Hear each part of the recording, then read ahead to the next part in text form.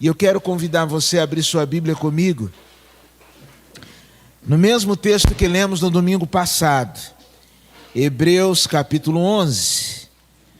E eu quero ler com você do verso 1 ao verso de número 7. Hebreus capítulo 11, verso 1 ao verso 7. E a gente falava no domingo passado que a carta aos Hebreus, das cartas do Novo Testamento, é uma das cartas que nós temos mais dificuldade de entender a sua autoria, mas é muito claro o propósito pelo qual essa carta foi escrita.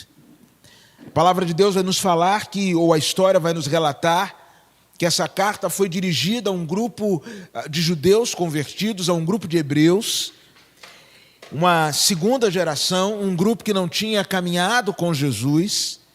E agora, quando eles começam a caminhar com Jesus, diz-nos a palavra de Deus, que eles começam a enfrentar perseguição, começam a enfrentar hostilidade, começam a enfrentar toda toda sorte de problemas, e agora eles talvez, por conta do sofrimento, decidem voltar. Isso me faz lembrar uma ovelha que eu tive no Rio. Ela foi a primeira da família dela a se converter. Primeira. Eu não sei aqui quem foi o primeiro da família a entregar a vida a Jesus. Levanta a mão aí só para eu saber. Primeiro da família.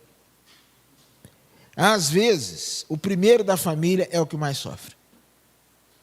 E essa irmã foi a primeira da família. Então, todo domingo, quando ela saía para a igreja, ela morava no térreo, uma cunhada no primeiro andar, e a cunhada falava assim: aleluia, irmã, glória a Deus. Vai lá, né, santinha, vai dar dinheiro para o pastor. E aí aquilo foi, mês após mês. Um dia a irmã perdeu a paciência e falou assim: olha, quando eu voltar, Hebreus 11, quando eu voltar, se você estiver aí, não vai prestar não. E ela foi para o culto. Quando voltou, a cunhada lá em cima falou assim: glória a Deus, irmã, olha a santinha aí. Eu sei que ela perdeu a paciência, subiu as escadas, foi para cima da cunhada, deu uma surra na cunhada. O povo teve que se meter no meio, separou. E alguém falou assim, e a cunhada toda arranhada no chão, ainda falou assim: e ainda veio da igreja, hein? E ela falou: dê graças a Deus, que se eu não tivesse ido, eu te matava. Mas às vezes, irmãos, quem começa sofre. E às vezes o sofrimento, nas mais variadas áreas da vida, nos faz ter vontade de regressar. O sofrimento nas mais variadas partes da vida, seja nos relacionamentos, seja no ambiente de trabalho, seja no ministério, seja na adaptação a uma nova vida, a uma nova cidade, o sofrimento, ele tem este poder de fazer com que nós queiramos regressar. Mas nós lemos semana passada Deus dizendo a estes irmãos: olha, o meu justo viverá pela fé, e se ele recuar, a minha alma não tem prazer nele. E nós não somos, diz o próprio texto de Hebreus, daqueles que recuam, que retrocedem e são destruídos, mas nós somos daqueles que creem e são salvos. E o que nos sustenta na caminhada não é a nossa boa vontade, o que nos sustenta na nossa caminhada não é nem tampouco os nossos esforços pessoais, o que nos sustenta na caminhada não é outra coisa senão a certeza de que Deus está cuidando de nós, de que Deus é por nós, e se Deus é por nós, quem será contra nós? E a certeza, irmãos, de que existem coisas maiores e superiores preparadas para nós ali na frente. E o que alimenta a nossa vida nesta caminhada é o quanto eu e você estamos dispostos a nutrir a nossa fé. No capítulo 11, no verso 6, a Bíblia diz que sem fé é impossível agradar a Deus, porque é importante que aquele que se aproxima de Deus creia que Deus existe e que Ele é recompensador daqueles que o buscam. No verso de número 1 do capítulo 11, a Bíblia define fé não como algo abstrato, não como otimismo, não como esperança, mas a Bíblia diz que fé é certeza daquilo que eu espero e convicção das coisas que eu não vejo. Irmãos, nós não precisamos ser otimistas. Se você for um otimista, melhor. Mas você precisa nutrir no seu coração uma confiança inabalável em Deus. Quando eu falo sobre fé, geralmente eu gosto de usar um exemplo, mais ou menos assim. Você está vendo essa cadeira aqui? Quantos irmãos creem? Estou atrapalhando vocês da filmagem, Fábio? Então tá bom. Quantos irmãos creem que essa cadeira me aguenta? Digam amém. Amém. Sandra, eu não ouvi o seu amém.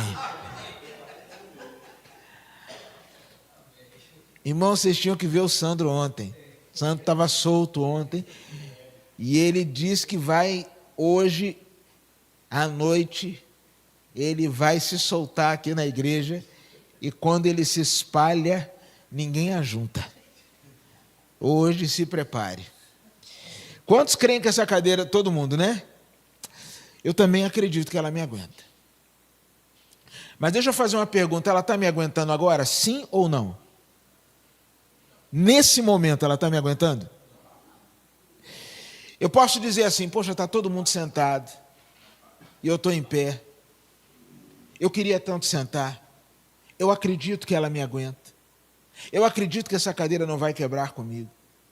O fato de eu lamentar que vocês estão sentados, o fato de eu declarar que gostaria de estar sentado, faz com que a cadeira já esteja me aguentando? Sim ou não?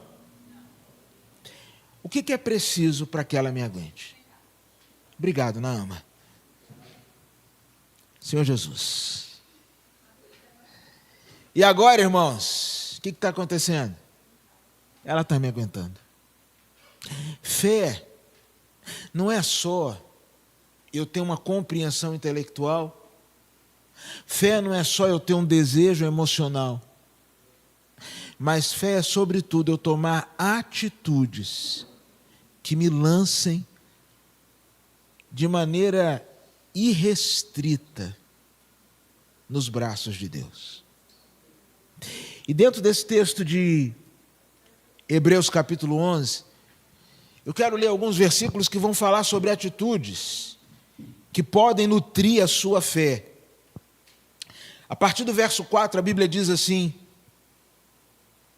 pela fé, Abel ofereceu a Deus um sacrifício superior ao de Caim. Pela fé, foi reconhecido como justo quando Deus aprovou suas ofertas. Embora esteja morto, por meio da fé, ainda fala. Verso 5, pela fé, Enoque foi arrebatado de modo que não experimentou a morte. E já não foi encontrado porque Deus o havia arrebatado, pois antes de ser arrebatado recebeu testemunho de que tinha agradado a Deus. Verso 7, pela fé, Noé, quando avisado a respeito das coisas que ainda não se viam, motivado por santo temor, construiu uma arca para salvar sua família. Por meio da fé, ele condenou o mundo e tornou-se herdeiro da justiça, que é segundo a fé. Obrigado a Deus por esta palavra, fala conosco, e nós queremos entender aquilo que está no teu coração, em nome de Jesus, amém. Pois bem, eu quero pensar sobre 3 atitudes que a gente encontra na vida destes 3 personagens bíblicos. O primeiro deles, Abel. Você conhece a história de Abel e Caim? Filho do seu Adão e da dona Eva. Você conhece a história deles e sabe que um dia eles saíram para ofertar ao Senhor. E Deus se agradou da oferta de Abel e da sua vida, mas não se agradou da vida de Caim nem da sua oferta. Deixa eu dizer uma coisa para você. Antes de Deus se agradar da sua oferta, Ele precisa se agradar da sua vida. E quando eu estou falando de oferta, gente, eu não estou falando de dinheiro, não. O dom que Deus te deu, o talento que Deus te deu, as habilidades que Deus colocou na sua mão, e que você oferta no altar, seja aqui, seja na recepção, seja numa cantina, seja numa ação social, seja num grupo de mulheres, seja num grupo de homens, seja onde for, Deus primeiro olha para a sua vida e depois Ele olha para aquilo que você está entregando para Ele. Porque se nós acharmos que Deus está mais interessado no que a gente dá do que no que a gente é, nós estamos chamando Deus de interesseiro. Não importa o que eu faça, Ele está ligado naquilo que eu vou dar para Ele. Não importa o que eu faça, se eu encher o bolso dele, se eu encher os olhos dele, está tudo bem. Deus está mais interessado na minha vida, em quem eu sou, do que naquilo que eu faço. Caim fica enraivecido, chama o irmão para passear no campo, e você já sabe o resto da história. Caim cruelmente assassina Abel. E quando Deus pergunta, Abel, ô Caim, cadê seu irmão Abel? E ele diz assim, sou eu porventura o guardador do meu irmão? E quando eu olho para a vida de Abel, irmãos, há uma palavra que vem à minha mente, que eu queria deixar com você. Que a primeira coisa que alimenta a nossa fé é algo chamado prioridade. Abra sua Bíblia comigo em Gênesis capítulo 4. E eu quero que você leia comigo o verso 3 e o verso de número 4. A palavra de Deus diz assim: passado algum tempo, Caim trouxe do fruto da terra uma oferta ao Senhor. Abel, por sua vez, preste atenção, trouxe as partes gordas, ou como diz na versão que está sendo projetada, ofertou as melhores porções dos cordeiros, dentre as primeiras crias do seu rebanho. O Senhor aceitou o quê? O que está escrito? O Senhor aceitou o quê? E, se você olhar no original, você vai perceber que Caim pegou um fruto da terra, e a ideia é, ele pegou qualquer coisa da terra. Abel pegou o que havia de melhor no seu rebanho e entregou para o Senhor. Irmãos, nós nunca seremos robustecidos na fé enquanto não entendermos que Deus precisa ser a nossa prioridade e não o nosso último recurso.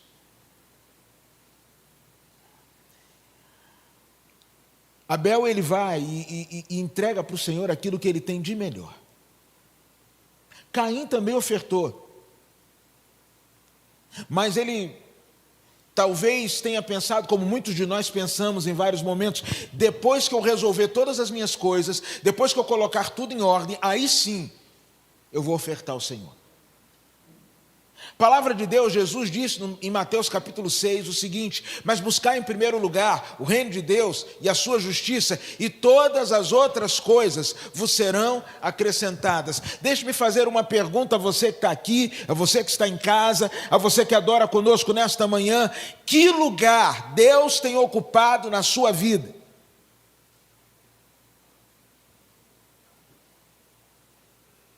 Irmãos, às vezes, e eu preciso confessar que aqui não está uma palmatória do mundo, mas aqui está alguém que sofre dos mesmos males que você.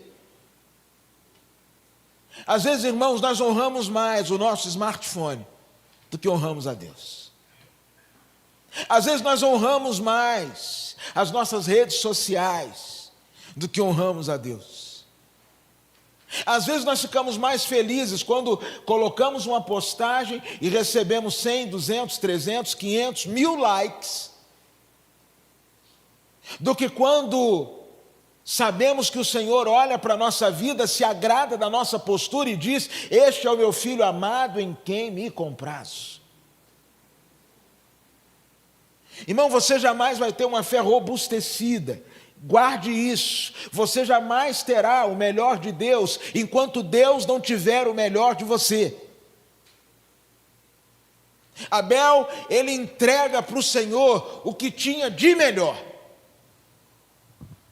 Pastor Valdomiro Mota, já de saudosa memória, ele era pastor de uma igreja no Rio chamada Igreja Batista da Praça do Carmo, perto da região onde eu cresci. O pastor Valdomiro Mota, ele foi um dia convidado para almoçar na casa de uma família da igreja. Irmãos, pense um negócio bom, é quando o pastor é convidado para almoçar na casa dos irmãos. Irmãos, fiquem à vontade para fazê-lo. Chega lá. Não, mas vai dar certo. Ah, também sua casa pegou fogo, fazer o quê? Aí, a culpa não é minha. A irmã quis aqui falar: já chamei, você que não foi. A casa pegou fogo. Vai que eu estou lá nesse dia. Eu fui salvo para servir, eu não fui salvo para subir, pelo menos não agora. Mas quando você chega lá, irmãos, as crianças até falam assim: pastor devia vir aqui mais vezes, porque é carne, é frango, é peixe, é camarão, é coisa que o povo nunca viu. É igual quando vai visita em casa, uma mesa farta. O camarada era brigadeiro da aeronáutica. E aí, no meio lá do almoço, surge uma conversa sobre dízimo. Se dízimo era da lei, se Jesus aboliu o dízimo, se crente tinha que dar o dízimo, se não tinha que dar o dízimo. E aquele brigadeiro falou assim: olha, pastor, eu sou assim, eu pago todas as minhas contas, e quando sobra, eu entrego uma parte ao Senhor. Aí o pastor Valdomiro falou: interessante. Chegou a hora do almoço, a mulher botou aquela comidaria toda. E aí, o brigadeiro falou: pastor, abra a mesa. Ele falou: de forma alguma. Eu quero que você, sua esposa, seus filhos, sua sogra, comam à vontade. E quando sobrar, eu como o resto. E ele disse: nunca faria isso com o meu pastor. Ele falou: mas você faz isso com o meu Senhor. Então pode comer, que o resto eu como. O homem ficou constrangido. Almoçou. Aí você imagina o clima na mesa como ficou, né? Aí almoçou, teve um sonho à tarde. O homem teve um sonho, que o céu estava aberto, a mão de Deus estendida, e ele jogando osso de galinha, resto de comida. Ele chegou na igreja e falou assim: pastor, eu a partir de hoje quero entregar a minha prioridade ao Senhor. E aí o pastor disse: e isso não tem a ver com dinheiro não, irmão. Tem a ver com vida. Você e eu precisamos fazer de Deus a nossa prioridade. Você precisa amar a Deus mais que o maior amor da sua vida. Abel, pela fé. Abel, pela fé. A fé é nutrida a partir da prioridade. Mas há uma segunda coisa que me chama a atenção nesse texto. Um segundo personagem. A fé é nutrida. E aí você volta comigo lá para Hebreus capítulo 11. A fé é nutrida a partir da intimidade. Perceba o que a Bíblia diz. Verso de número 5. Pela fé, Enoque foi arrebatado, de modo que não experimentou a morte, e já não foi encontrado porque Deus o havia arrebatado, pois antes de ser arrebatado, recebeu o testemunho de que tinha agradado a Deus. Você quer entender melhor essa história? Vá comigo lá em Gênesis capítulo 5, verso 24. Gênesis 5. Irmãos, essa para mim é uma das menores biografias da Bíblia, mas talvez uma das mais profundas. Gênesis 5, 24. A Bíblia diz assim, falando sobre Enoque: andando em comunhão com Deus, até que um dia desapareceu, porque Deus o levou para junto de si. E a gente que estudou na EBD há 30 anos atrás, aprendeu: Enoque andou com Deus e Deus para si o tomou. Não viu a morte. Comunhão. Deixa eu te fazer uma pergunta. Como é que está a sua comunhão com Deus? Irmãos, meu pai está aqui. Se eu tiver, e pai, eu descobri, e louvado seja Deus por isso, pai é para a vida toda. Se você pensa que um dia vai se livrar dos seus filhos, esqueça. Porque quando apertar alguma coisa, não é? Corre para o pai e fala assim: pai, dá uma ajuda aí. Aquele Pix Gospel. Aleluia! Faz aquele Pix Gospel aí para ajudar na feira, deixar o filho mais feliz. Pai é para a vida toda. Vamos supor, irmãos, que eu esteja aqui agora passando por um momento de enorme dificuldade financeira. Cheguei no mercado, enchi o carrinho, e na hora que fui passar o cartão, olhei o saldo, não tinha. Aí eu pego o telefone e falo assim: pai,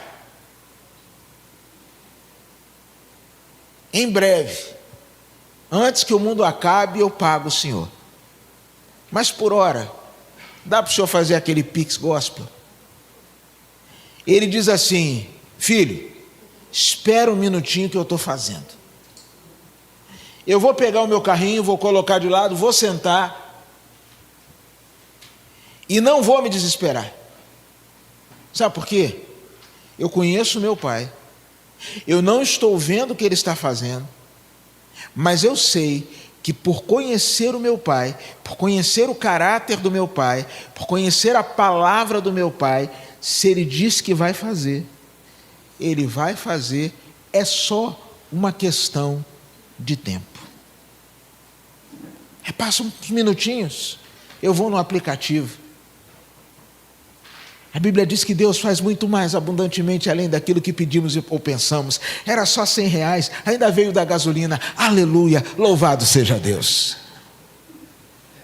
Se Deus estiver tocando no seu coração, fica à vontade, tá? Fica à vontade. Você tem um negócio que eu não tenho, esses milindros, esses orgulhos. Eu deixo ele muito à vontade. Entendeu? É uma indireta. Entendeu? Direta. Como diz o texto do profeta Heresias, se colar, não está na Bíblia, mas é verdade. Irmãos, comunhão com Deus faz isso.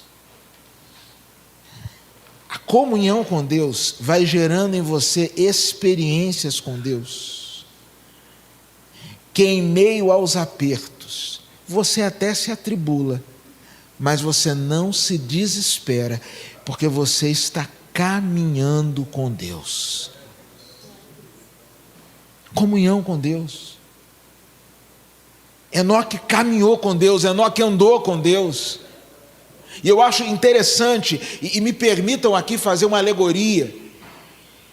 Diz que ele não foi mais visto, diz que ele desapareceu. E eu tenho a impressão que ao passo que vamos caminhando com Deus, nós vamos desaparecendo E o Senhor vai aparecendo. Sabe aquele canto que diz? Que Ele cresça e eu diminua, que Ele apareça e eu me constranja com a sua glória, todo o seu amor, infinita humildade, servo de todos. E, sabe, eu acredito de verdade que ao passo que eu vou caminhando com Deus, eu vou desaparecendo e Ele vai aparecendo. Você precisa, irmão, ter comunhão com Deus. Você precisa ter comunhão com Deus. Você precisa separar um tempo e um lugar para todos os dias ler a Bíblia e orar. Você precisa praticar as disciplinas espirituais, leitura da Bíblia, oração, jejum, investir a sua vida na vida de alguém, encontrar alguém, para que você possa derramar aquilo que você já recebeu na vida dessa pessoa. Isso é andar com Deus. Enoque, ele andou com Deus. E chegou um dia que ele foi arrebatado. A fé é robustecida com prioridade. A fé é fortalecida através da intimidade. Mas a fé demanda de nós coragem. Olha o que diz o verso de número 7. Pela fé, Noé, quando avisado a respeito das coisas que ainda não se viu, movido por santo temor, construiu uma arca para salvar sua família. Por meio da fé, ele condenou o mundo, tornou-se herdeiro da justiça, que é segundo a fé. Quando eu olho, irmãos, para a história de Noé, 3 coisas me chamam a atenção. Primeiro, que a fé vai nos chamar para ver o que ninguém mais está vendo. A fé vai nos convidar a fazer coisas que ninguém mais está acreditando. E a fé vai demandar de nós uma coragem sobrenatural. T.D. Jakes, ele diz que tudo que Deus coloca na sua vida, mais do que oração, mais do que santificação, Deus vai exigir de você uma coisa: coragem. Noé caminhou sozinho.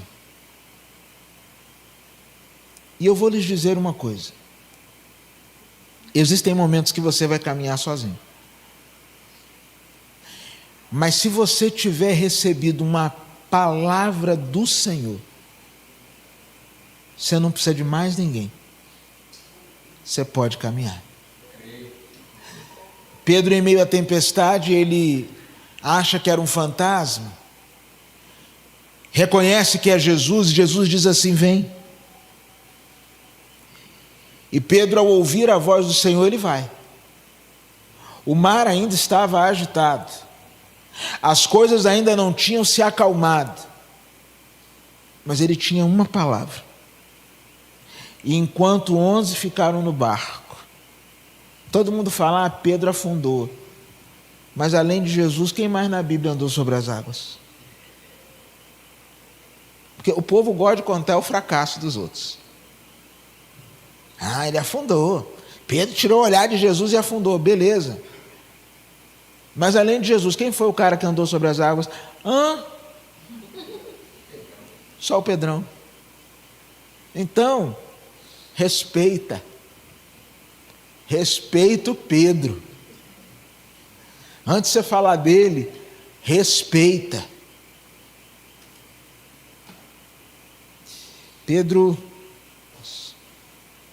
até encontrar-se com Jesus, em meio ao mar agitado, porque ele ouviu uma palavra. Noé morava, irmãos, a aproximadamente 600 quilômetros do mar, um pouco mais. É como se ele maior e a praia fosse lá em Salvador. O texto bíblico diz que até aquela época não havia chovido sobre a terra, caía apenas uma garoazinha, um orvalho. E o cara começa a construir um barco, é um louco. Que necessidade temos de ter um barco num lugar onde não chove e a 600 quilômetros do mar? Esse homem está louco. Não, este homem ouviu a voz de Deus, viu o que ninguém mais tinha visto. E movido por santo temor e coragem, construiu algo que foi bênção para a vida dele, bênção para a sua família, bênção para todo o universo. Deus espera que você tenha coragem. Coragem. Se Deus estiver falando algo com você e você tiver certeza que vem de Deus, tenha medo não, irmãos. Nós, terça-feira, você não pode faltar. Você que está nos acompanhando pela internet, eu sei que a gente está no meio de um feriadão, muitas famílias da igreja viajando, mas como eu disse domingo passado, você pode começar o feriado em qualquer lugar, mas tem que terminar aqui. Terça-feira a gente vai completar 1 ano que a gente chegou aqui. Eu lembro que eu bati essa rua toda aqui, atrás de um galpão. Porque nós precisávamos sair do hotel. Não que estivéssemos sendo expulsos, mas porque a igreja precisava do seu espaço. A igreja precisava do seu lugar. Eu fui almoçar com um irmão daqui da igreja, no mês de junho, e ele falou comigo assim: pastor, anote, até outubro, no máximo, nós estaremos na nossa casa. E ele falou: e eu não costumo falar essas coisas não, mas Deus colocou isso no meu coração para falar com o senhor. E eu já tinha negociado com o pessoal do hotel para sair em fevereiro. E eu falei: rapaz, eu acho difícil, mas tudo bem. 2 meses depois, um dia tarde da noite, Marcão e a Gal me mandam um WhatsApp. A Gal, olhando num aplicativo, encontrou esse espaço aqui. E aí você já sabe da história. Quando a gente chegou aqui, o dono me conhecia o pastor Alcides, e falou assim: o prédio é de vocês. E aí vinha outro desafio, né, Zó? A gente sair de um custo aqui, todo o custo que a gente tinha lá ainda era menor do que só o aluguel aqui.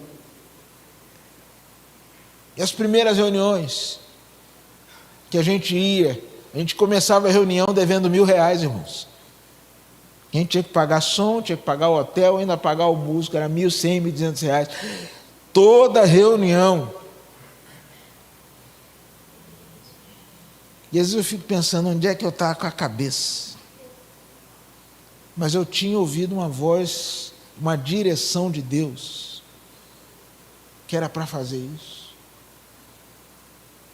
E aí apareceram mais meia dúzia de doidos, que acreditaram na mesma coisa.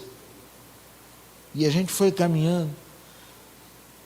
E Deus nos trouxe até aqui. E eu quero dizer para você, aqui não é ponto de chegada, aqui é ponto de partida para as coisas que Deus vai fazer na vida da comunidade Batista Acolher e na minha vida e na sua vida, irmão. Ontem eu estava lá na igreja de Piabas,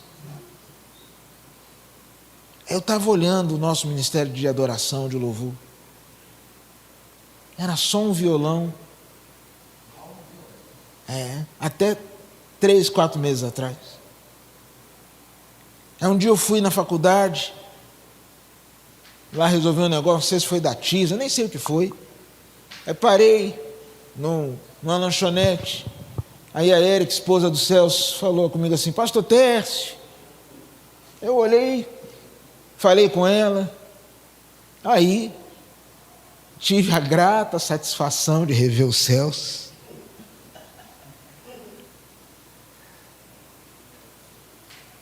E falei, preciso aparecer, estou precisando de um guitarrista. Mas ele não me deu muita moral, não. Aí o Sandro foi atrás.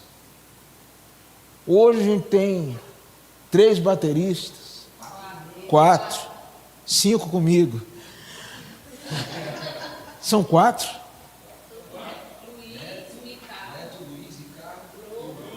Bruno. Então, 4 bateristas. Vocês têm que aprender a contar, gente. Eu falo as coisas, vocês entendem tudo errado. Por isso que dá confusão na igreja, tá? 4 bateristas, 2 baixistas, 2 tecladistas, 6 vocalistas. 2 baixistas. 1 guitarrista. E o Sandro. Irmãos, a gente só precisa ouvir a voz de Deus e ter coragem para caminhar. Porque se assim fizermos, grandes coisas, nós vamos experimentar.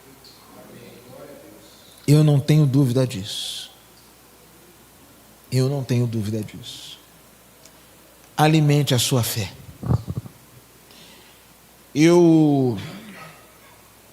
Essa semana passada, retrasada, quando eu estava indo ao Rio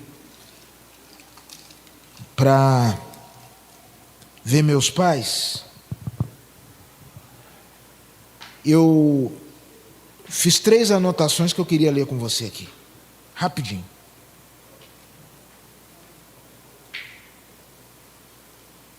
E elas diziam o seguinte: estava ouvindo uma mensagem e anotei isso. Se eu fosse seu inimigo, eu faria uma guerra contra a sua mente.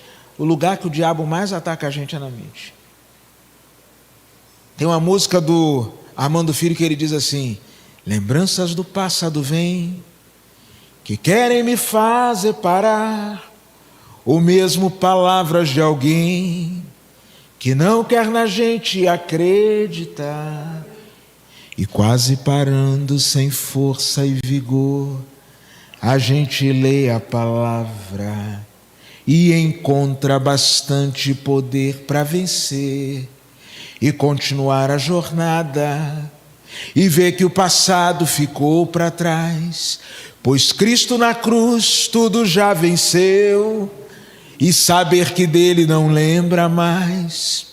Eu canto para a glória de Deus, nenhuma condenação há para quem está em ti, Jesus, cuja vida coberta está pelo sangue que seu da cruz.